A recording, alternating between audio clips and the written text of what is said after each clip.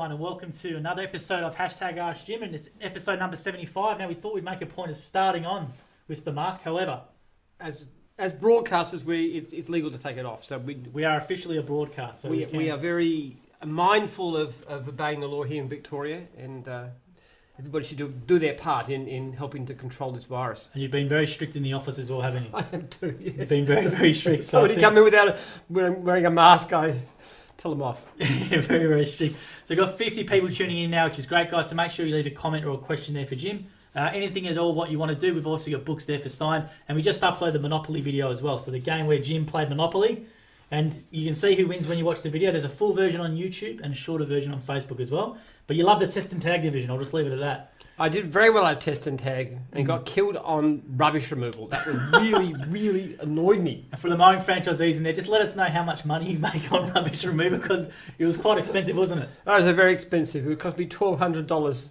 Absolutely. Wiped me out. Absolutely, guys. So we just want to make note as well. We had a dog wash franchisee filmed on the Gold Coast, which was on 7 News, which was awesome last night, which was Alana Buchanan. And she done a fantastic job. Yes.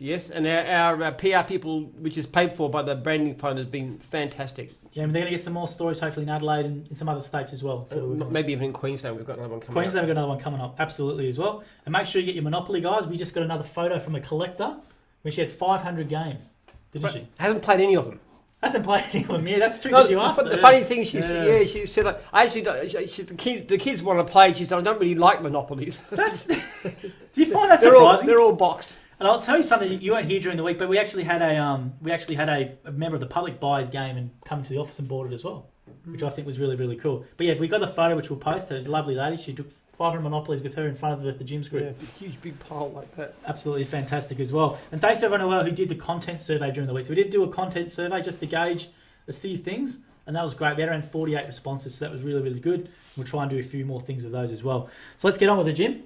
Let's start off with a couple of questions and comments, then we'll get into your book club, which was something that was requested actually by the content survey.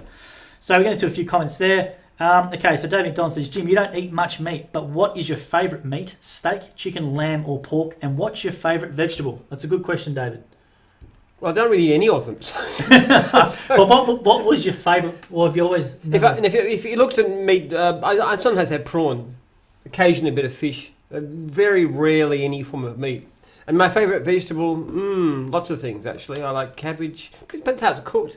I like spinach, I like peas, I like pumpkin, many different things. And do you have so you're a big vegetable fan? You love your vegetables? Yeah. Yeah. When you eat, the thing is to eat a variety of foods. You really want many different kinds of foods as possible, especially plant-based foods. That's my theory. And I don't have carnivorous taste. I don't really like the taste of meat. So, but if you had to pick one for them, if we had to make you pick one, would you? Oh, the least objectionable would be chicken. Least objectionable would be chicken. All right, there you go, Dave. That's a great question. Thanks for that. And Belinda's tuning in as well. So, Belinda, thanks for putting Alana up. Sorry, not Alana. Janine during the week, 55-star survey again. We done another dog wash post. Yes. And Belinda gives her franchisees who do that a trophy, which is really, really nice as well. I had a wonderful conversation this afternoon with a franchisee who had 51 surveys. 50 were 5-star and 1 was price, and he was so upset about the price.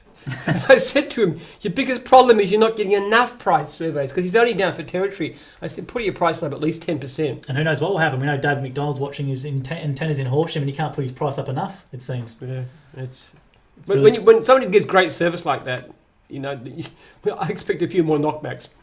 Absolutely. And Eric Jurgen says, hi, Jim and Joel. So it's official. Lucas signed all of his papers and most of his equipment arrived today.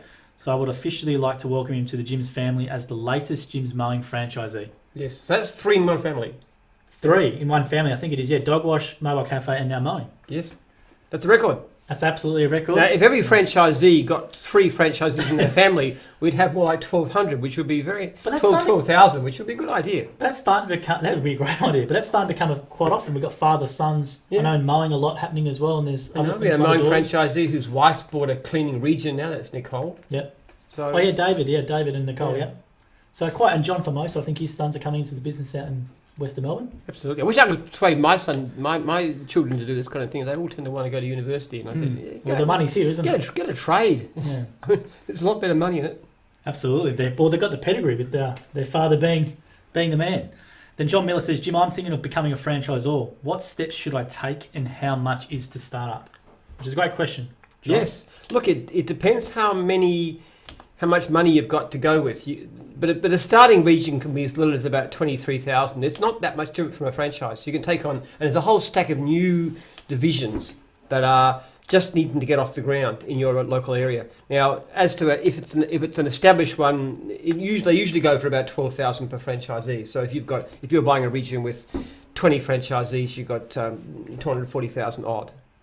But in the newsletter coming out, the franchisee newsletter coming out early next month, there's going to be a list of regions available, actual regional franchises available, plus also a $5,000 bonus, a referral bonus for anybody who can put us onto a regional franchisor, because we really do need more regional franchisors. Yeah, it's a massive, massive amount of referral fee, isn't it? It's huge. Yeah, that's right. And Bill Kobanoglu started with, how many franchisees did he start with when he began?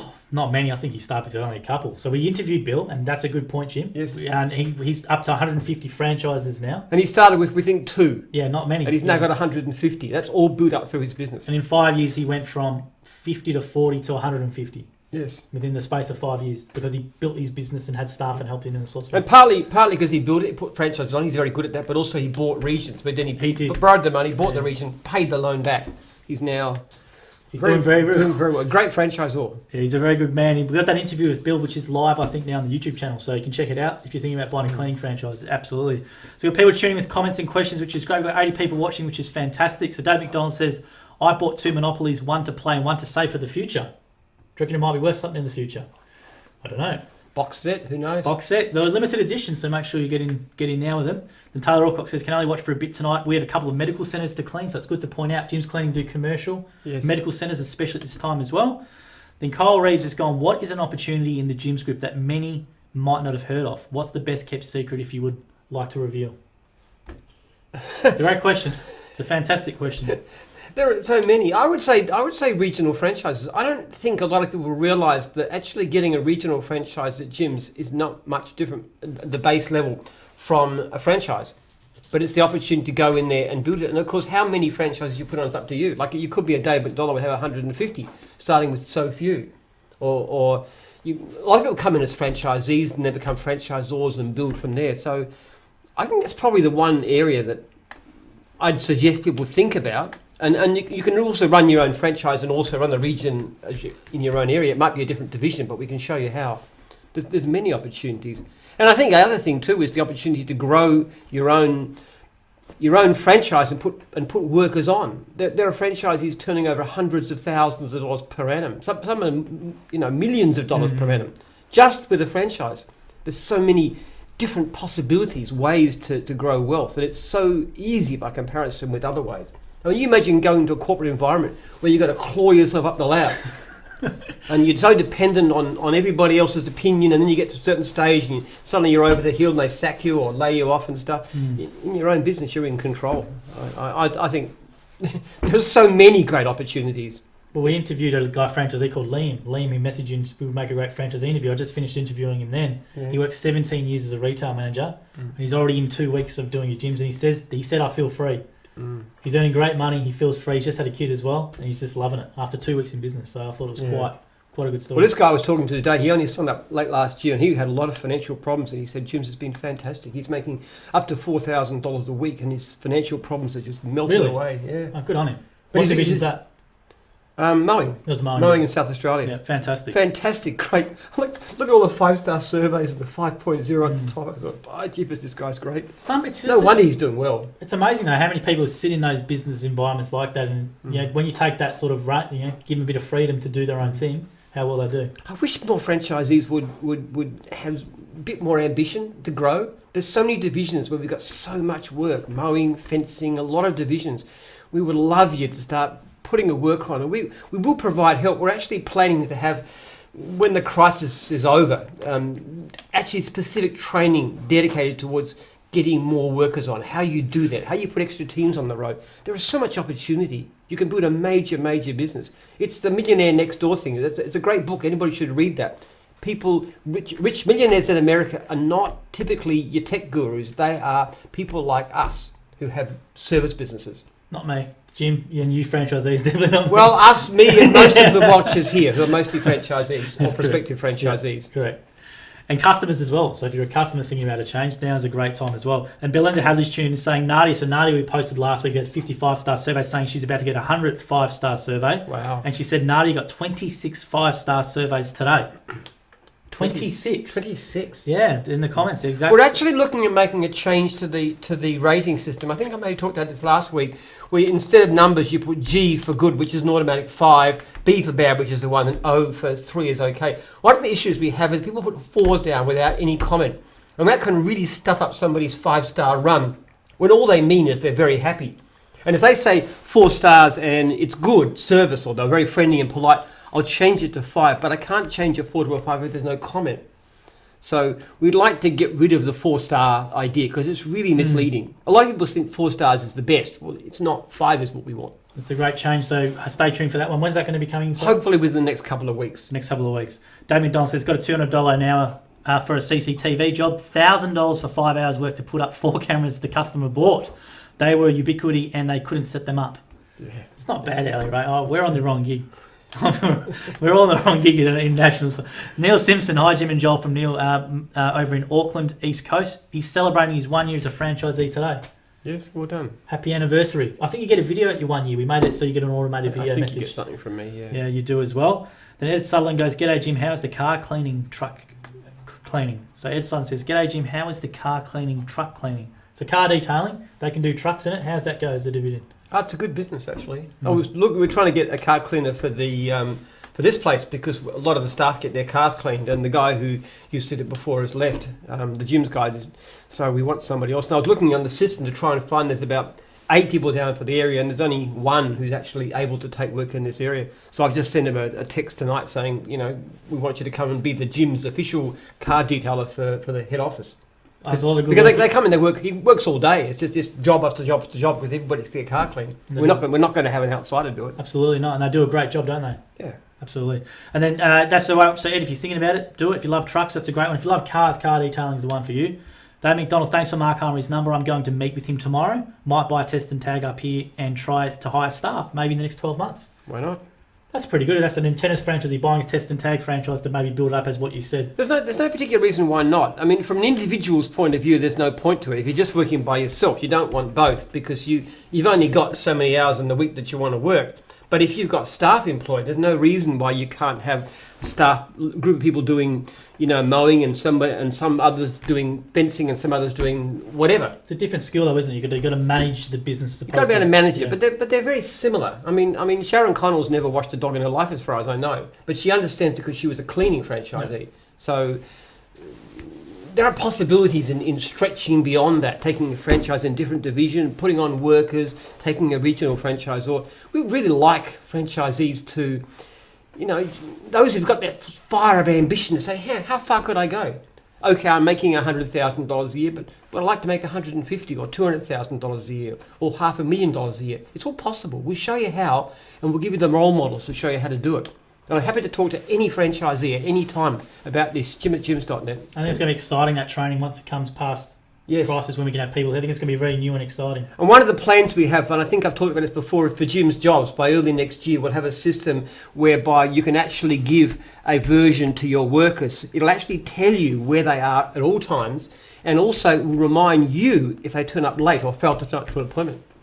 So it's definitely going to be built out for that bigger than the one-man band. Yeah. So we hopefully have a crew, you can manage your crew from the app. The idea is to give it extremely simple so that every franchisee can just pick it up and run with it. But we also want to put the tools in to allow those who've got the ambition, the drive to build really major businesses. I mean, I would love to see every franchisee with half dozen employees. We've got the work. I think that's the point, isn't it? The work's there if they want to do it. And that's the hardest thing of building a business normally. People, they don't have the work to build. And they don't have the training of how to do it. We can do all that. And we can create material to help them as well, to learn and hook them all up with that sort of stuff as well, which I'm looking forward to. David Don says, will you be making more Monopoly? If it sells out, yes.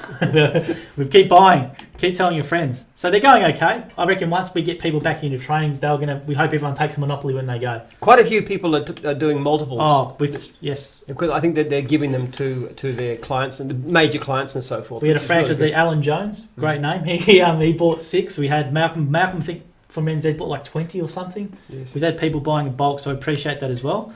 Then Neil Simpson, celebrating 1 year in gym. It's a really fun game too. It's just a buzz.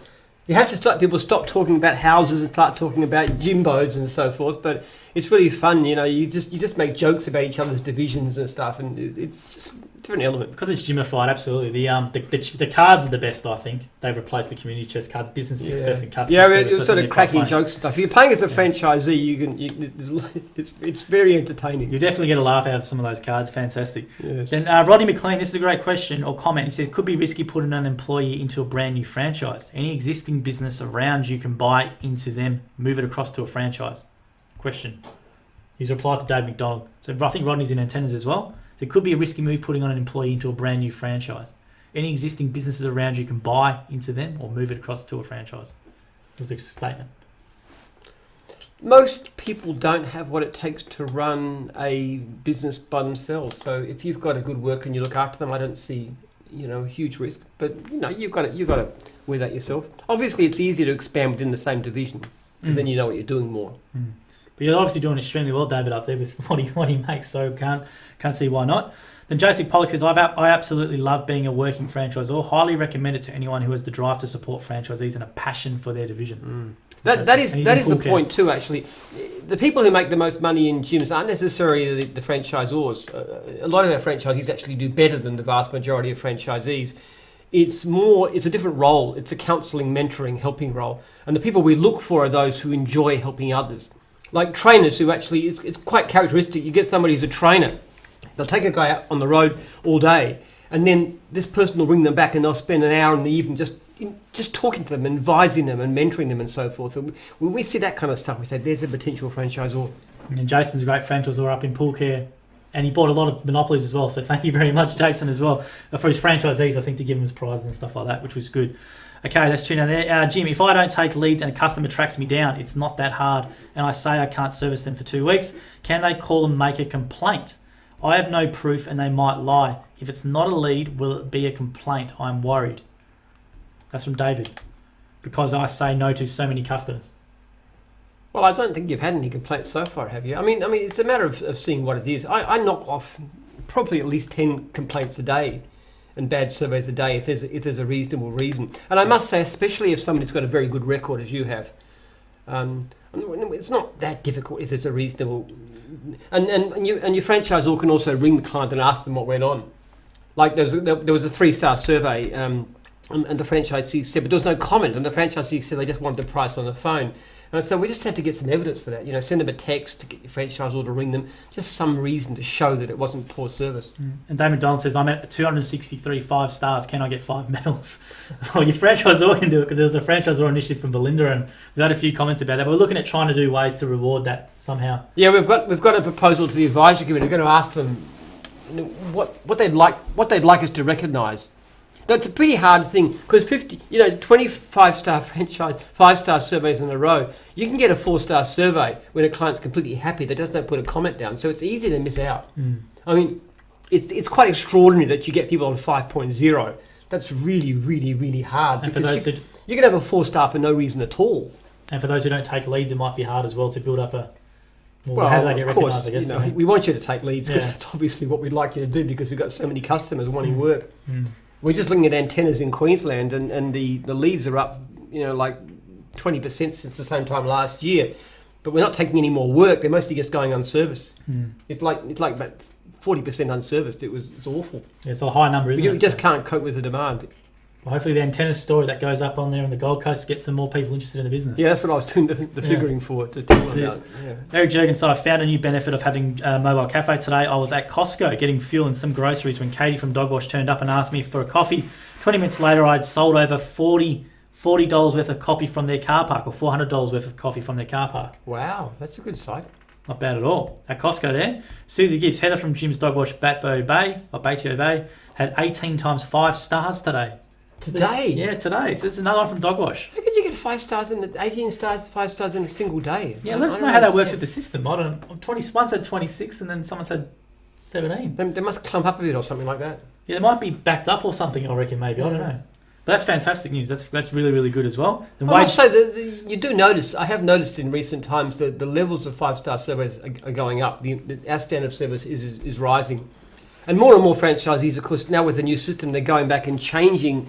And if there's a problem with the job, they go back and do something for the client, make the client happy, get some evidence, and I changed it to 5 stars. Do you think that's had the impact on lifting it? It has had a lot of impact, yes. So one of the things we'll be doing shortly is, when IT gets round to it through their backlog, is allowing you to delete all surveys more than a year back, because there's a lot of franchisees now who've got 4.9 or 5 stars for the past year. And they were lower before that, so we allow them to, because we don't really care what happened 3 years ago. You just say, chop it off. Start from a year ago, and if you're 5-star, 5.0, then go by 5.0. And that'd be great. As they get better as they craft as they go as well, they're going to... Yes, and that often happens too. You get people who have a bit of a rough start, and then they lift it up. Absolutely. That's fantastic news, and it's going to be really good for franchisees. Then Dave McDonald says, Jim, will you ring all trainees next week personally? No, I won't. No. I don't know. What's that in context to? Is there something, I don't know? It's very hard to get onto people, actually. I do my anniversary calls, 10, 15, 20, 25 years. It's very hard to reach them. Or them even think that it's you. Yeah, there was one case. One guy flatly refused to believe it was me. He said, "No, you're not Jim." I said, "Well, I am." And he said, "No, I've spoken to Jim. He doesn't sound anything like you." So I said, "That's all right, mate. Have a good day." What can I say? He doesn't believe who I am. I hope he's watching that person so he can see it's actually Jim. That is quite funny. Then Dave McDonald says, I want staff, yet I want all of them to be busy. If I hire one, then they need to work. Test and Tag will bring regular work for my staff and help service the clients I need. Well, that's the thought too. I mean, there is that. Regular clients on the whole don't play quite as well as something like antennas or skip bins, but there is a really good consistency, which is why a lot of our larger businesses tend to be in those kinds of divisions. What about in antennas, David? I don't just think, why wouldn't you have another worker on antennas if you've got so much work? I don't know. Yeah, couldn't you put somebody on casual? I mean, if you're knocking back that much work, it would seem to me the obvious way to go. Just try and find somebody. I don't know whether you can work 2 on the job, but... Yeah. So we've got 83 people tuning in here, which is great. So make sure you leave a comment or question for Jim. We're getting to a lot of good stuff tonight. You're hearing a lot of news about gyms as well. The Wage tuned in, which is great. It says jim@gyms.net for any personal correspondence. Absolutely, Wade. And that's only for you if you're going to discuss becoming a franchisee. Then Matt Barr says, what does the role of pandemics play in your theory of biohistory? That's a fantastic question, Matt. What does the role of pandemics play in your theory of biohistory? Just to take a off the sidetrack there. Well, actually, there's a change in character in a period of time that actually means that up to a certain stage, people become less susceptible to infection, and then they gradually become more and more susceptible with time. And that stage was reached in our civilization probably around about the 1970s. So there are signs already of a slight increase in susceptibility to infection. But you can see it in strange things like the levels of TB. I mean, 19th century TB was a terrible killer. And then it went down and down and down and down. And people say, well, that's because of modern treatments. Well, actually, in fact, the modern treatments didn't appear until most of the decline had happened. People have just become less likely to get sick. But unless what we do through the research program, which is one of our aims, can turn that around, we will find greater susceptibility. Same thing happened in the Roman Empire. Roman Empire early stages was relatively little disease. Then you get a terrible pandemic happening in the reign of Marcus Aurelius, late 2nd century. And then again in the 6th century, the Justinian plague. So, yes, unfortunately, it's not a big factor as yet, but you will find other things. Unless we change it, there's a greater chance of pandemics happening. That's a fantastic... Good question. Great question. I wrote that one down. Definitely give him a book or whatever he wants. Yeah, I wrote that one down. Don't worry, I was ahead of you as soon as I read it out. Then Wade says, nice shirt. Yeah, I love these shirts. The Jim's branded shirt. You can get some online. Then Kurt Stacey's gone, when will Jim's come to South Australia? Jim's. Yeah, but he says, when will Jim's come to South Australia? So we're in South Australia already. I hope you've seen some gyms there. I'm sure you've We've got hundreds of franchisees. It's one of our best states. It's also probably per capita started more divisions than every other state too. Like electrical started there, plumbing started there, paving started there. Many other divisions started in South Australia. It's a great entrepreneurial state. I love their franchising in South Australia. They do too. Absolutely. Yeah. I grew up in South Australia too. I lived in Glen Osmond. You did too, didn't you? Yeah, until I was 14. Yeah, absolutely. And then Ian Davidson's gone, how many mobile mechanics does Jim have now? Question mark from Ian Davidson. I think we've only got about... We're just starting it off. New South Wales is where they've got a couple of blokes up there, nice fellas there. Yeah, we've just started a really great franchisor in New South Wales. He's got a number of people who want to join straight away. And we've got a sort of foothold in Victoria, but not really off the ground yet. And then David McDonald says, ServiceMate already does what you were saying you want Jim's jobs to do. Why not just work with ServiceMate? It just needs to be linked to FMS. I already wrote a program that adds leads to ServiceMate from email. Yeah, ServiceMate does a lot of stuff, but it doesn't do a lot of the things we want. There's your answer there. And then David McDonald says as well, I'll start with an employee in antennas and do the testing. ServiceMate doesn't have systems to drive customer service. There's a whole series of things we're putting into to remind people they're running late, and also things like automatic booking of jobs, so that a client can, if the franchisee's got it on and set it up correctly, a client rings up and instead of being told somebody ring you back, they'll say, would this afternoon between 2 and 4 suit you? And they'll book the job in. So it's a diary access, and people online eventually can book that franchisee directly, which is the way it needs to go. Yeah, there's a whole heap of things. ServiceMate's not a bad program, but we can do an awful lot more. I don't think ServiceMate has much in the way of financial stuff too. We want to get the situation where most franchisees won't need anything like Xero, so everything will be in the program itself, which is a lot. It's easier to do, and it's also, of course, cheaper. The David Donaldson also said, I'll start with an employee in antennas and I'll do the test and tag. That's interesting. So he wants to employ in antennas, then he'll do the test and tag to learn the business himself. Good thought. Absolutely as well. There is a training. It's a 3-week training course in test and tag, so you'll have to find some time for your business to do that. But yeah, it is. It's a very comprehensive course down here at National. Yes. And you can come down and meet Jim as well. Again, David. Again. I met you not too long ago when you fixed my TV. It's the quickest fix in the world, that was, wasn't it? That's right. And then Michael Lambert's gone, I'm looking at a franchise at the moment. I'm in between thoughts at the moment. What would you say to convince me? It's a good question. I would say get a list of the franchisees in the region you're looking at and ring as many as possible and ask them. That's a much better convincing than anything I could say. Because let's face it, I'm the franchisor, and any franchisor's got another. But the franchisees aren't going to tell you lies. If they're not making money, they're going to say so. If they're not getting good support, they're going to say so. But if you talk to them and they say, it's great, there's lots of work, my franchisor is fantastic, I wish I'd done it 10 years ago. If you get that kind of response, go for it. And that may mean trying 2 or 3 different divisions and seeing which one has the best response. Do your homework, seriously. We have had people do that, inquiries about 6 or 5, and they and usually the more investigation you do, the better franchisees you'll tend to become. So do your homework. It doesn't take long. You can get a list. Any franchisor will give you a list, all the phone numbers, all the franchisees there, and sit down and ring them. You spend a couple of hours making phone calls and you will know so much about that particular division. We did a day on the road with a franchisee and he called 13 people, and ones that had left, and even the ones that left, he had one bad and the rest were good in terms of the calls, and that's what decided for him. Yeah, even the ex-ones, talk to them why they left. And sometimes they'll say, well, I was offered a job elsewhere, and sometimes they'll say all kinds of things. But yeah, do your homework. Then Kurt Stacey, in regards to the South Australia stuff, said in regional areas, so we're in regional areas in South Australia. There's not a lot of regions outside of South Australia. Yeah, that's true. I mean, you've got like Murray Bridge and Whyalla and so forth, but it's. I know we've got a couple of antennas franchisees down in the southeast around Mount Gambier and so forth. Yes, we do. Yeah. So there is opportunities everywhere in South Australia. Don't worry about that. Regional areas are good actually because you can actually make a living, but you can also live in an area where costs are very, very low. You mightn't make quite the same hourly rate as you would in the cities, but it's going to cost you a lot less to live. That's true. You're probably better off it, aren't you? Yeah, talking with a franchisee who had a beautiful lifestyle up on the Central Coast in New South Wales. He just said, it's fantastic. I can work here. I used to work in the city and it was a grind. Now I'm working in where I want to go, just by the beach. I've got a great lifestyle. And I'm making similar money anyway, so it's a fantastic deal. I remember we interviewed a few franchisees who lived on the Mornington Peninsula. And this guy wasn't from Australia originally, saying, this is how great I can drive past the beach every day, and it's just beautiful, so it's quite a point. Wade Aston says, Muscles has been trying to convince me for about 7 weeks now, even tried to bribe me with books, hat and teddies. Absolutely, Wade. Your life will be better with the Jim's franchise. Well, this guy I was talking to you about, the Mowing guy, he actually only signed up late last year, and this was after an antenna franchisee, his friend, was telling him for so long, you've got to get in the gyms, it's so good. And he said, eventually I listened to it, and I'm so pleased I did. Yeah, I hope you listen to a few of the franchisee stories as well we have, Wade. It's all we just no setup, it's all genuine. Eric Jurgen says, Jim, I love the mobile cafe video you put up this week. I was very humbled by the high praise, although my wife has said that my ego was already big enough. So we did a bunch of videos with you about the divisions, and one was mobile cafe. Which is a great division actually. That's one that really ought to go.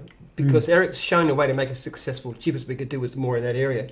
Somebody's got a wife who'd like that kind of thing. You need somebody who's chatty and Eric's friendly. very chatty, absolutely. Eric's very chatty. I'm not. I would be terrible. Oh, here's a coffee. I'd be hopeless. Yeah. You need somebody who's friendly and nice. I'm glad to hear you're enjoying it too, Eric. You good credit to the brand. And Jim's Dog Watching Room is tuning, which is fantastic. Now, here we go. Bailey Stubbings. Can we get Jim Coin as the next big cryptocurrency? Jim Coin. Stick to your knitting. That's all I can say. I actually know it's a coin already. So there's a lot of people create coins for fun. There actually is a coin called Jim Coin for Gyms. There's a big forum. Is it actual coin? No, it's a cryptocurrency. So there's no physical version. You know, like Bitcoin. I know what Bitcoin. I know what cryptocurrency is. Yeah. So no, it's not there's an actual crypto coin you can mine for Jim Coin. Is there? Yeah. Someone created it in England. Anything that's for fun. I wouldn't do it as something serious. But we'd like, people are demanding all kinds of stuff from us. The more things we do, the more they like Jim's branded stuff. That's correct. We're growing our slowly. Yeah, we had the growing our shop by the day. We had masks as a suggestion, and we had some other good suggestions for hand sanitizer. Looks like Jim's masks are at the go. We're just getting quotes and stuff at the moment. Yeah, we had some good suggestions though. We'd done a poll. We had a lot of 600 people respond, which was great. Yes. Yeah, so we're just getting quotes, as you said. And then, but what do you think about cryptocurrency then? Do you think it's what do you think about the whole thing, Bitcoin and that? Oh, I think it's a bit dicey, the whole thing. Right. I mean, apart from anything else, it's a way of people paying for things like child porn and drugs and stuff and other evil stuff without being traced, the dark web stuff. Yeah. That's what it's good for. People use, and it's not a proper currency because it's so wildly up and down. It's probably more the technology, the ledger, the. There's only one time I ever was vaguely tempted to do anything when I saw the ridiculous valuation that Bitcoin had, and I thought this has got to crash. So I thought of shorting it or something, but no, I'm not getting involved in that kind of stuff. I don't like it. I really don't like it. I know what I do is good value. It's basically all speculation. It's not creating wealth. What we do in gyms is create wealth. We create wealth for families. We create living. We do service for clients. It's a concrete good for society. What are you creating with something like Bitcoin? It's just money playing, and some people make a huge amount of money, and other people lose their shirt, and often people who can't afford to too. I don't like that kind of stuff. I don't like it. I wouldn't be involved with it, quite frankly. There you go. A fun coin that people could buy as a souvenir, knowing what they're getting, knowing what they're paying for, no problem with that. But as it's something that's to do with making money, absolutely not. I don't like it. And Wade's gone here as well, and Gymflix instead of Netflix. So yeah. we've got enough content for a Gymflix at the moment, so it's going all right. And then everyone's saying that's something they could get behind. So Jason Pollock's gone responding to Michael. Speak to every franchisee in your area from the division. You are looking into and asking them what they think of it. If you already haven't gone out on the day of the road with them, go on a day of the road with them. Yes. As much as possible. That's an excellent decision. On the road, try it out for yourself. Don't worry too much about which division is going to make the most money. What do you love to do? That's what really counts. If you love what you do, you'll tend to do well, and you'll have a great life as well. There's nothing wrong with going out on multiple days on the road, I guess, is there? Try a couple of divisions. Do some research. I mean, it's something that you'll probably do for the next, quite a few years on average. So, do some research. The Damon John said the same thing. Ask for franchisees in your area and bring them up. And then Eric's gone here. Jim, would you agree on that? Would you agree that your front garden and home should be a representation of the division that you are in, i.e., Jim's Mowing, such as one has been benefits of my son now being with Jim's Mowing and residing with me? I no longer need to do the front yard as he will have to do it. Yes, well, my house is 5 acres, so I have to say it's a bit bushy and shaggy. I had Eric do the slash down and back to the back fence, so it's a bit neater than it used to be. But it's never going to be immaculate. But I like the bush too. It's not just, to me. It's not just my whole garden is around the house. It's fairly neat, mostly for my wife's sake rather than mine. But the rest of it's just natural bush. I think it's just nice to walk around there. Yeah, and Eric Adams is the local franchisee, so he just does a good job. Yeah, he does. Yeah. How often does he come around? Once a month. Once a month. I'm a good payer too. I was going to say he comes there and he sends me the invoice and I pay it within like an hour of getting oh, really? No, yeah, I always pay my bills, especially to my own people. That's fantastic to hear. Then Wade Aston says Bludger, and he goes, I work for a company that sells. So Wade actually works for a company that sells brand of mowers. So Wade, you should be a mowing franchisee. If you actually work for a company that sells mowers, you can get yourself a good deal as well. Jason Pollock, you can do a bulk request by going into gyms online, have a look at all your past and current customers, and sometimes they, for some reason, have not completed a survey for some reason. You can then request one. I've done this for a couple of times over the years, and it increases my rating.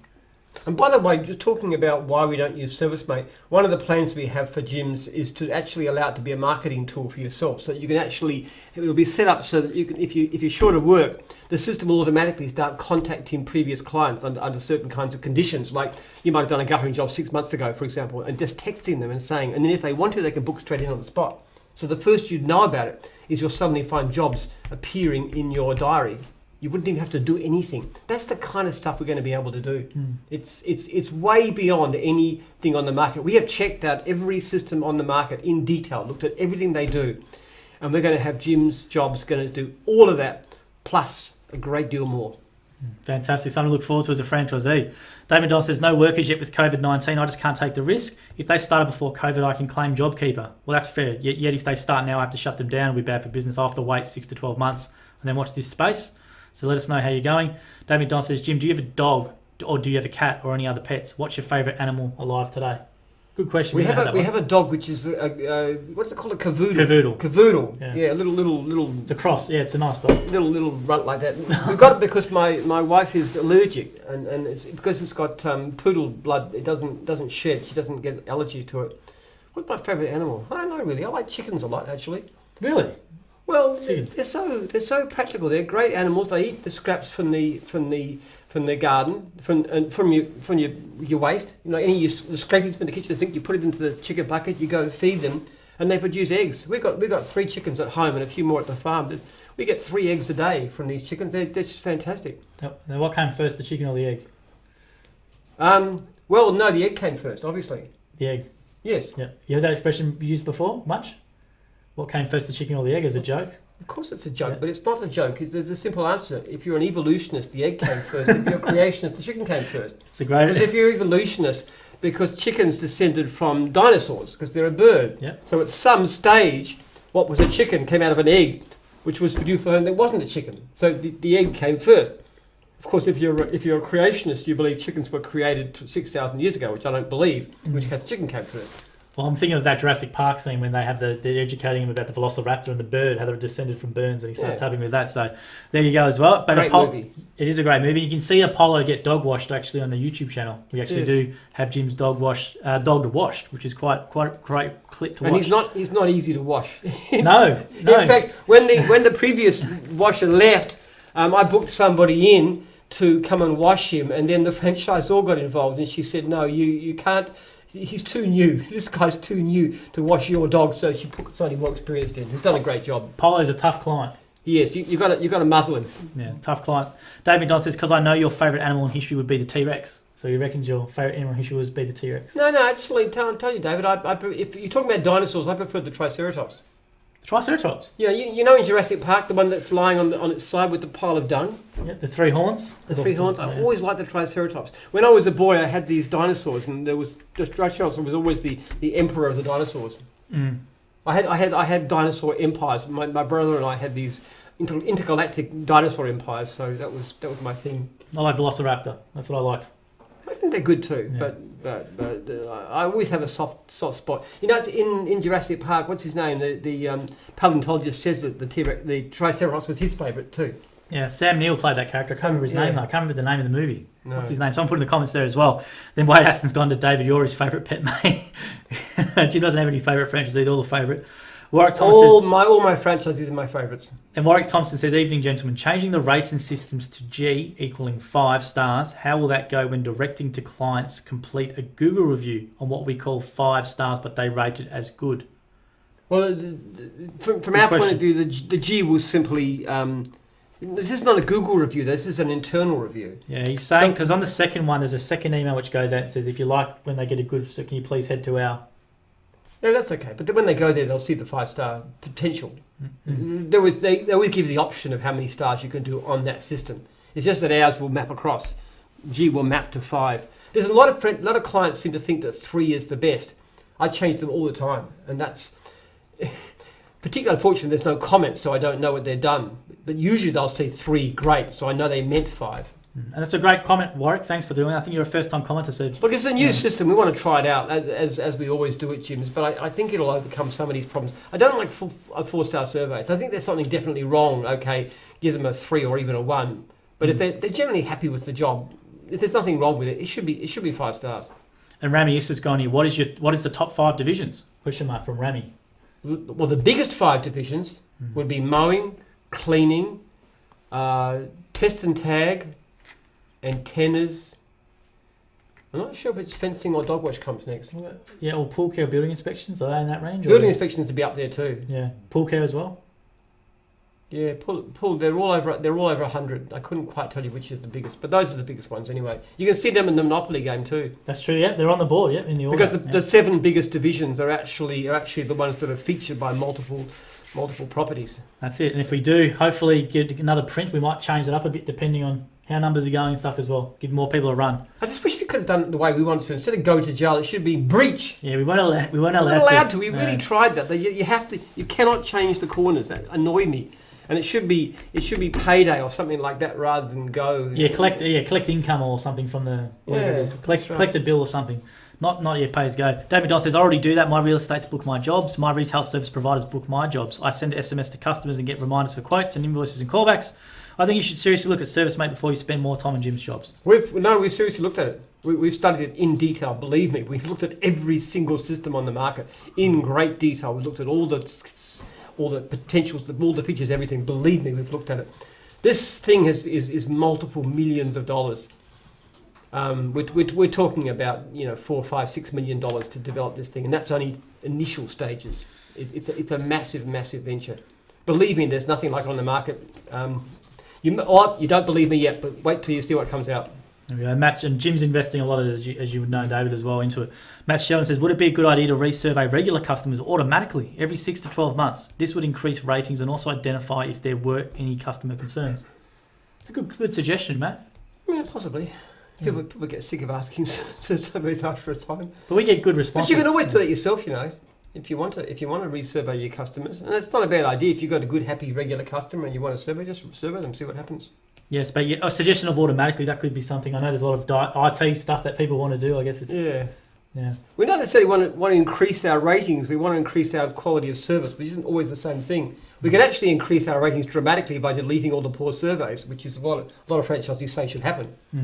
But basically their idea of a fair survey system is one where the franchisees determine how good the job was. So everybody's 5-star, 0 complaints, but which will be nice for egos and stuff, but of course it wouldn't actually mean anything. And the problem is it would actually collapse customer service because there's no... That's it. There's no sanction. Then Annie Thompson's gone, he heard your interview yesterday on the Money Program when she mentioned Jim being known by just one name. So wanted to share a funny story this week. Monday, Leon was at a client's address and a little kid about 5 years old came up and asked what he was doing. I'm here to mow the lawn, he replies. The boy then asked, what is your name? So Leon introduced himself. Poor kid looked around at the trailer back in Leon in uniform for a bit, then asked him very seriously, so where is Jim? Lucky his mum called him away before Leon had to try and explain. That's right. There you go. Thanks for taking that one as well. That's a great one as well. But a few nice comments in here as well. Bailey Stubbins has gone, Jim Coyne, Jim's political party, Jim's memes, Jim's Jim. These are the top 5 divisions at Jim's group. Yeah, Jim's hopefully, and Jim's memes as well does pretty well. One thing we've learned very hard is that I'm not good at doing very much. Service businesses only. Then Matt Barr says, and I wouldn't be good in politics. I've got no tact whatsoever. But Jim's we can do eventually, hopefully. Yeah, maybe. I think Jim's personal training is a great one. I'm really passionate about fitness. Absolutely. And well, hopefully, it's only after 3 years of effort, we're just close to being able to start building our local gym here on the site. Get some of my flabby staff to lose a bit of few kilos around the waist. I haven't eaten much in the past couple of weeks, Jim, so I'm losing a bit. Then Matt Bask on, Jim, which civilization other than Western civilization do you find most interesting to learn about? That's a very good question, Matt. Yeah. Well, Western, I presume by Western you're including Greek, ancient Greece and Rome. I love Japanese history. It's really fascinating. Japanese history is extraordinary. It's just so colourful, and Japanese aesthetics and so forth is beautiful too. The shoguns and all that sort of stuff. History. And the Muromachi Bakufu and the just the history of it, and it's different from anything else in the whole world. They're so. So have you ever been there to Japan? No. I'd love to go to Japan. That's where I want to go next. I like travel. Yeah, I know you don't like travel, but just the culture in Japan. I think going to all those places would be really cool. You learn a lot much more about the culture of a place by reading about it. Oh, I know a lot more about Japan than most people who've been to Japan. I've studied their history in detail. I know a lot about it. I just don't need to go there. I'd love to go to Shibuya crossing, that big famous crossing they have. I love sushi as well, so when I go to Japanese sushi, I love it. Yeah, I love sushi too, but you can get it down the local shopping centre. I want to go there and have the authentic experience as well. Oh, I'm sure you do. Yeah, good luck to you. But I don't like trouble. Yeah. Then Dave McDonald says, does Eric pay lead fees? Absolutely, he would, wouldn't he? Of course he does. Yeah, absolutely. He didn't. I don't think he paid lead fees on my job, because when I want a job done, I usually find out who a good operator. I go in and check the system. I get you. Yeah. And find out somebody that I think is good. I look at all the surveys and stuff first, and then I ring them or text them, like I did tonight with the car detailing guy. That's it. I looked it up and I found Avni, I think his name was, and he's covering our area. So I sent him a text saying, "Would you like to do the gym's jobs?" Because I didn't want to charge him a lead fee, because I don't have to. That's always a good case, and no, Jim absolutely looks everyone up. I can assure you of that. Then Brad Sheeney's gone crypto is the way to go. So a lot of people are crypto fans on here as well. Now Scott Houston's gone here. I really, really suggest gambling. These things are all gambling. It's not a good thing. You get all these stories. You get stuff in the mail all the time about invest in these currencies and so forth. They're basically scams. Just don't stay away from it. You're far better off investing in your own business. And if you really don't want to invest in your own business, the best thing to do is to buy a index-linked shares. Index fund, yeah. An index fund, which is very cheap to run. It's by far the best deal. Don't get involved in cryptocurrencies, seriously. Unless you know incredibly what you're doing, which 99.9% of people don't. Absolutely. And Scott Houston's gone, hey guys, is it possible to flag an unserviced job as urgent, not urgent? I had a client who needed a car detailed but didn't care if it was done in a week or two. They initially rang the call centre and were told nobody was available. They followed up the next day with another call to the call centre, and I, fortunately for them, was back on taking leads. If an unserviced lead came through as not urgent, I'd be more than likely to pick it up. Cheers, Scott, from Jim's Car Detailing, Golden Grove. It's possibly so, but what people say isn't necessarily what they're going to do anyway. We usually find with unserviced leads, if you don't get back to them within a few minutes, they're gone for good. It's a waste of time after a day in general terms. Yes, but thanks for that detailed comment there as well, Scott. I think it was the first time. And appreciate your thoughts. Yeah. Great for that Car Detailing Golden Grove as well. Then David Knoll says we should have a coin that can be used with other gyms, like in John Wick. Jim wouldn't have seen that. I don't know if you've seen the movie John Wick. There's a bunch of assassins and they have this special coin that they give to each other. It's secret. Sort of benefits in that. Then Eric Jurgen says you should get... We could issue a currency, I suppose, that's payable in place as franchise fees. It's not the monopoly money. It's not. we got that. No, not monopoly money. No. If there was a genuine currency and it has the value of being payable for franchise fees, we could have that circulating amongst the franchisees, I guess. What would you put on the actual notes of the coin? What would you? In Jim We Trust. In Jim We Trust. and then you head sideways on like that with In Jim We Trust, yeah? Well, probably electronic, actually. Electronic Jim's currency. Yeah. In Jim We Trust. There we go. And have the head on that. What would be the photo? Head on the side, or we can work on that. I think we got some good photos. That photo we have on the website of Jim staring down the camera would be a great one of the coin. We're going to do really well. I reckon a Jim's banknote would do too bad. Yeah. What do you reckon? Jim's banknote. We've done it online before. It's very popular. You could have different versions with different denominations could have different divisions on them. Yes, correct. So the Mowing could be the $100 note, and cleaning could be the $50 note, and you could have Haydar's head on the cleaning one. Yeah, why not? And mine on the reverse, something like that. I reckon that'd be quite fun. We can do some Photoshop mocks of that. So as long as they don't look too much like the real thing, or the government might frown on the enterprise. Might be a bit of trouble. Might be a bit of bad publicity for Jim doing counterfeit notes. Eric Jurgens, you should get Rego plates for gyms like the AFL has done. Different divisions as they have different teams, i.e. Mowing, Dog Wash, Mower, Cafe. So some people who support their club on their car, they have a little logo in the middle of the number plate. Mm-hmm. So I guess that's an idea, Eric. I don't know. It's a good idea, actually. We should look at that. What about the number plate holders? Would probably be more doable. They're often the store where they bought the dealership. Correct. Where they bought the car from. Correct. Which is fantastic from their point of view because they get to advertise there forever. Absolutely. Then Thomas Berryman's gone, he do what makes you happy. So I don't know if that was a question or whatever he's put there. Okay, there's another one here. Ahmed Key, do you sell the home run device? Do you sell the home run device? Don't know what that one is, Jake. There we need a bit more one. Here we go. Jim's Mowing Bay Plenty Hawks. Can franchise inquiries be put to the Jimbo app? Jimbo? Yeah, so he's going, can franchise inquiries be put on the Jimbo app? So he must be I think you're a franchisor? Shortly. They're programming it right now. They've got a team. They're developing a team to continue with that. What the Jimbo app, for those who don't know, is the app that allows franchisors to ring franchisees. It reminds them of the calls. It automatically, and you can dictate the notes, and it cuts the franchisor's job done by about half. What we're currently doing is something that will actually allow franchisors to control the incoming. So it'll actually remind them to ring certain back to ring a prospect back, for example, and to follow up and so forth. Yeah, so that's in the pipeline. And David Donald says, how close a chicken to a T-Rex? When he said you're able to be a T-Rex, he said, how close a chicken to a T-Rex? Well, then they're not a direct descendant. Sorry, David. They're a collateral descendant. They both had a common ancestor, probably back in the Triassic period. Sound very Richard Dawkins like them when you say it like that. I love Richard Dawkins. So it's very well. cool. They are basically, that's the period when the dinosaurs appeared. There's the Triassic and the Jurassic and there's Cretaceous. So the common ancestors came way back, and then they separated out these different. You got the what do you call it? The Patasaurus and so forth, the long-necked ones. Oh, okay. That's one branch, and then you get the two-legged varieties, which are quite different. And apparently, birds descended from a carnivorous, like a small velociraptor. Yeah, they do, like a Compsognathus or whatever they were called, but it was a small one. Yeah, absolutely. Yeah. But unlike what people used to think when I was young, that a lot of them were feathered too. Probably not the big ones, but the smaller ones would have had feathers on them. It's interesting, in Jurassic Park, they actually, since Jurassic Park first came out, they discovered that the smaller dinosaurs were feathered. So if they did it correctly, they would actually put feathers on them. But because of the Jurassic Park tradition, they don't do that. But they know it's wrong now. Yeah, they slowly... Well, I remember in the more recent ones, some of the Velociraptors, they had feathers almost on their nose in a couple of them. Do you remember that? Yeah. When they slowly... But they would have been much more feathered than that. The Yeah. basic small dinosaurs would have been covered in feathers. So then Glenn Carmichael's gone, hey guys, still haven't heard anything about the Jim's buying power in NZ. We do have an NZ suppliers list with around 6 suppliers on it, Glenn. But I'll follow up on him. We've got a great deal coming through from BP. Correct. It's like about 12 cents per litre off, some incredible amount. We only get about 4 cents per litre off here. I don't know how they could give that kind of discount. That's in the next newsletter, isn't it? I think so. I think it's going to be. So yeah, we've just negotiated that deal. The NZ list does have six suppliers on it, and I know. Yeah. So if you come across anything else, let us know. If you come across any leads, let us know. We'll certainly follow it up.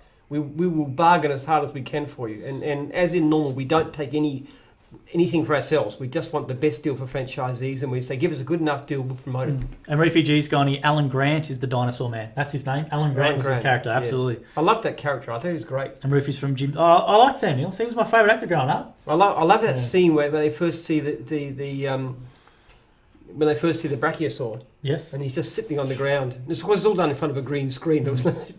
But it was just wonderful. He takes the hat off and he sort of goes to fall over, because he's telling him, breathe deeply so you don't faint. It's a wonderful, wonderful scene. It's my favourite scene in all of movies. Oh, the old Jeff Goldblum. Poor old Jeff Goldblum just spends his life being scared. Life will find a way. Yeah. And the lawyer who actually is the only one who's in favour of the thing and gets eaten by the T-Rex. Yeah. I thought you would have liked that scene. I thought you were going to mention that one. The lawyer. I think having a lawyer eaten by a T-Rex has a certain element of justice to it. Dave McDonald says the T-Rex is more like Emperor Palpatine. No, do what I say or I'll kill you. So he's saying it's a bit like that. I think the Velociraptor is more like an Emperor Palpatine, a bit more cunning. I don't know. What would you say the equivalent would be? Yeah, they're the smart ones. Like your Velociraptors weren't quite that big. That was something they exaggerated. It's more like a big turkey than a 2 meters high. And Bailey's asked, it was like sorry to cut you off. It was like a turkey, as you said. Yeah, they were smaller. Then Bailey Stubborn says, surely my man Jim knows about the band T-Rex. You ever heard of the band called T-Rex? No. Nah. Hey, listen, I know about dinosaurs, not bands. Honestly, when you play Trivial Pursuit, I have to team with somebody because I can answer about science and geography and history. I'm pretty good. You get into sport and entertainment, I am cactus. Yeah, you can flip it over to me. I need someone like this bloke with his different range of knowledge to play as a partner in Trivial Pursuit. Otherwise, it's a waste of time. I cannot get through. Very true. Somebody had a question, who was the great white shark or something like that. I had no idea. Greg Norman. Norman. I had no idea what that meant. Great white shark is a I can tell you about sharks, but not about golfers. That's true. Great white shark, Greg Norman, great golfer. Ian Dane says, how would I connect with the team running Jim's Mobile Mechanics? I've got a connected car product idea for him. So how would I get in touch with the Jim's Mobile Mechanics? Just email me, Jim@jims.net, and I'll put you on. Jim@jim.net. And then David Don says, I got a 1-star in product review for a franchisee in Geelong. And another one, I have no idea of who they are. Hard to change them. Absolutely. It's hard to change product reviews in Google My Businesses and stuff, unfortunately. So people have a lot of power with those ones What can you do? And then David Don says, Jim, make your own board game. In the comments. Make your own one. Yeah, we could actually have a design of it. I don't know. But There's a lot of work to do. Monopoly's not a particularly brilliant game, actually. It really isn't. It's just got such a history behind it. It was fun. I mean, it's much better when you de-idle the properties first, I reckon, or in our sense, the services. But I don't know if we could do it. We could. We think of a decent playable game. We have a bit of time. We've got a lot of things done, but we could definitely work towards it. But I think it'd be pretty cool. You could definitely Gymify the whole thing a lot more, couldn't you? Could you do something of the nature of Monopoly? You couldn't be too close. You'd have to be wary of copyright. Maybe you could buy all the regions and take over all the regions to own the whole of, I don't know. You do something like that. Gustavo Silva's gone here. I'm in touch with Adam about buying a fencing franchise up in the Sunshine Coast. In your opinion at the moment, at the first moment, should we go as a partnership or a company? Your accountant is the best person to guide you on that one. And that depends on a whole lot of things which are completely individual. There is no... What I can say is if you want to go as a partnership, get a really, really well-drawn partnership agreement put together which defines what happens if you decide to close the partnership. That's the only advice I give you. And the same thing with a company too. Because I've seen the issues. You go into a partnership thinking it's going to be forever, and honestly, divorces are more common in partnerships in business than they are in marriages, which is saying a lot. So just look for the worst. What's going to happen if things go wrong? You know, who buys out who? What's the valuation? Do you both bid for the other person? Just work out whatever the agreement is in advance before you get into it. Now, I remember you from a few months back, Gustavo, asking about franchising. So I think you're from Brazil. So I think that's fantastic. You come back here. I remember your name. I think that's you. So Adam Power's a great franchisor up there on the Sunshine Coast, and you're going to have a lot of work. Adam is a great franchisor. He's a really good guy. If you get any sort of problem with the fence, Adam's in there. He'll look at it. He'll sort it out. Recommend what's to be done. Get it fixed, whatever. You're a good hands, Gustavo. It's a great lifestyle up there too, and you're going to have a lot of work. Matt Sheldon says, a great service mate does everything Jim is talking about. So they're saying it's doing everything it does. Then Dave McDonald says, I won't be charging until it does a minimum of service mate. Service mate even posts invoices when the customer has no email. Cost $1.90. So they're just going on here as well.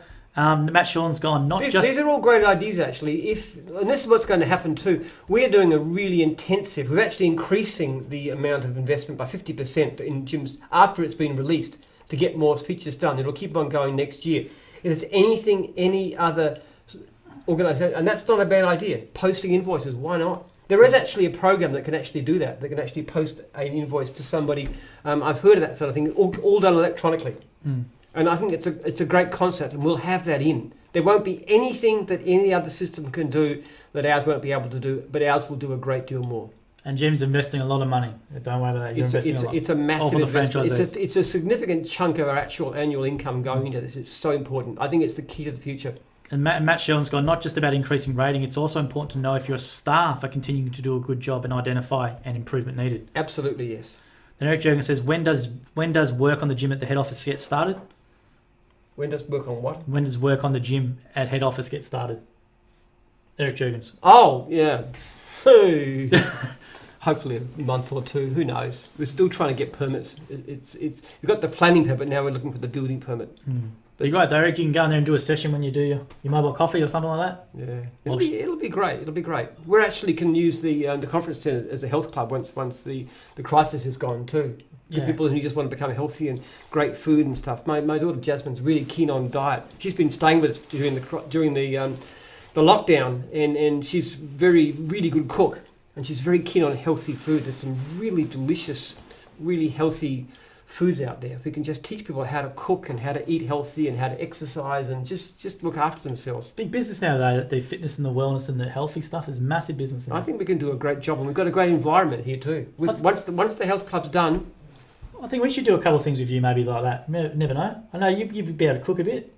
No. No. We're going to do an arm wrestle. We're definitely doing the arm wrestle when we can. I am not a cook, believe me. I'm not a cook. We're definitely doing the arm wrestle. I used to before I got married to Lee. I was okay at it, but I've forgotten everything since then because I get looked after too well. David Donald's saying he wants to buy a Hyundai iLoad with his 1ER7UE and have antennas logo. Absolutely, do that as well. The David Donald says we don't have sushi in Horsham, so have to wait for a trip to Ballarat. Hopefully doing a job with Paul in Ballarat at a motel soon. Then I'll eat all the sushi.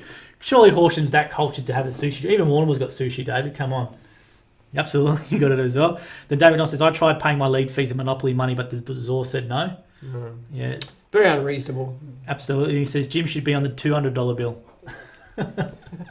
That's probably works about right, Is doesn't there it? such a thing as a $200 bill? I don't think there is one. No, I think if you created your own currency, you could make one up, you know. There's not in our system, but no, you could. Yes, that's right. So you got to sit above the Mowing. 100. Apparently, the most common bill out in Australia is the $100 bill, but you almost never see them in circulation. It's because they're stored and they're used for. That's So I'm told. We'll leave it there. Says in Black Gold Shorts gone, the new polo shirts are not as good in the shape style as the old shirts. Didn't show bleach stains. Can this be looked into? I'm in cleaning. So that's for Franchisor, because I know Haydar does a lot of good job with the uniforms and stuff like that, and he has. Yeah, so maybe flick an email through to Haydar or Uzor. So they have their own cleaning stuff. Yeah, that's right. Then Gustavo has gone here. And also, do you believe there would be constant work for fencing up in the Sunshine Coast? Yes. There's constant work anywhere. I've never ever heard of a franchisee in fencing who didn't have enough work. But it's very simple if you want to. Email me at jim@jims.net and I'll tell you exactly what leads have been unserviced in the Sunshine Coast over the past month or two. So it's simple to know that. We've got a thing called unserviced leads. That's the one, Gustavo. That's the one, fencing. We say it all the time. So just check Jim if you want the proof, though. It's something like 60% unserviced. It's an appalling thing. I just cannot comprehend how we can be so overloaded everywhere in fencing. But one of the problems being with fencing is not just the fact that it's a lot of work coming in, it's the fact that when somebody does a job, they've got 3 good fences and the neighbours have all got 1 good fence and 2 lousy fences, and they tend to go down the street. Absolutely. You're going to do really well, So Gustavo. they get a lot of referrals, and our fences are obviously very good, even though they're on the deer side, which they jolly well ought to be. They do quality job, though, and that's why. Quality job. So let Jim know as well how you're going, or ask for those unserviced leads, please, Gustavo. Jim@jims.net. Then Eric Jen's gone, nice to see that Jim hasn't been picking on you too much tonight, Joel. Oh, he's been picking on me, don't worry, in other ways. I picked on him enough during the week. Oh, For the last 2 weeks, I've been don't worry. It's all good. He's been nice to me tonight.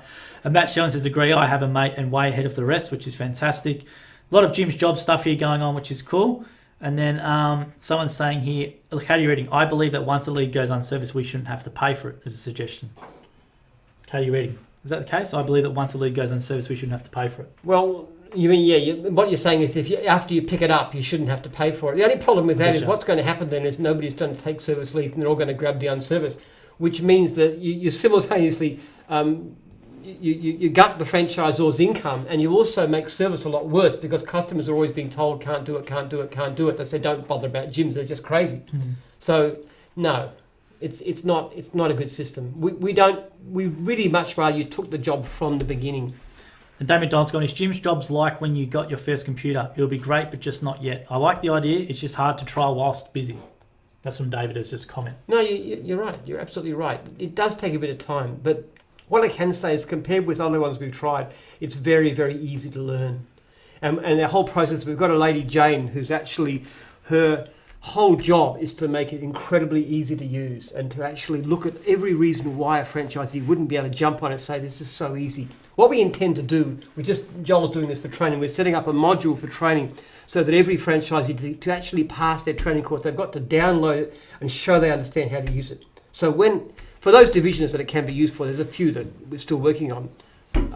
It's going to be so easy because it'll be there, it'll be ready, the jobs will just start plopping in, all the existing clients, if any, will be in there. It'll be just so easy. Yeah, we're going to start filming with Jane hopefully tomorrow, and then we'll put that into a course module online and make sure that everyone goes through. And we're going to try and make it very, very simple, but we'll improve it as we go. It won't obviously be the best first up. We're going to keep making it better as we go. And Katie Reed's gone, I've had like 12 unserviced leads in 4 days as well, which is great there as well. So from the content surveys, we left it towards the end, was the book club. Now, people said they want to find out what books, which was quite a surprising thing in the survey, which was because they know you're an avid reader. So what for your book club, or what audiobook you listen to you think fascinating? Well, I'll tell you what, the one I've just finished is Banjo, which is about Banjo Patterson, which is just a fantastic book. It's about the early days of Australia. He was born about 1864, so he grew up in the bush in a struggling farm family with a lot of problems, and his mother had a lot of health issues and so forth, and just the challenges, and then went on to become a solicitor in Sydney. And just a story of how he came up with the Man from Snowy River and Clancy the Overflow and those kind of things, and his love of the bush and love of Australia and the way it became an Australian icon, and the story behind Waltzing Matilda. He actually did Waltzing Matilda. He actually worked it out with a girl. And the interesting thing is, if you think about it, Waltzing Matilda is a song about about the little guy, the swagman, and the squatter. You know, is the voice of authority. So it's all on behalf of. But when he came up with this song, he was actually staying with the local squatter, the wealthy landowner, and he was in his house that he and this girl were put this thing together. And the actual immediate forefront of the story was a time when there was this squatter's shearing shed was burned down by people who were the unions, basically, because they was all about scab labour and stuff, and they were trying to maintain wages. And one of these people who were responsible for this was cornered at a billabong, and he shot himself to commit suicide. Oh. So it was kind of wow. It's all about the underdog. But in fact, that. if you look at his position, his background, he was actually on the other side. Well, I didn't know that at all. Yeah. That's because I remember growing up and seeing my mum used to watch The Man from Snowy River. There was obviously a TV show. Yes. TV show that went with it as well. Did you watch that at all, or? No, I've seen the film. You've seen the film? The film which There was a film and a TV show, a series, So, and that's on Audible, is it?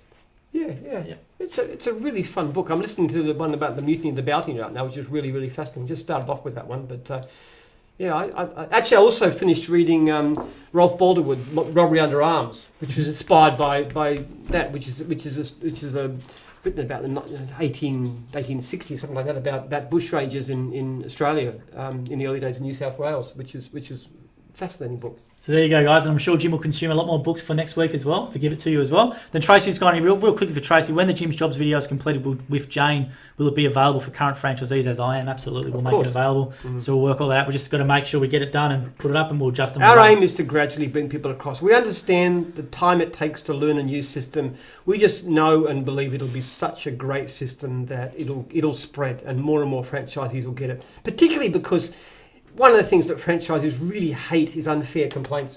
And just little things like, and you might think it's a great deal, but when you book in a job, the client get text with the time of the job. So all these complaints about they didn't turn up and so forth, it's very clear. If you made the appointment, it's in your system. You cannot have a complaint against it if the client gets it wrong. In fact, if the client was to ring down the track a bit, we can simply say he didn't turn up. We say, Mrs. Jones, he actually is booked for tomorrow afternoon between 2 and 4.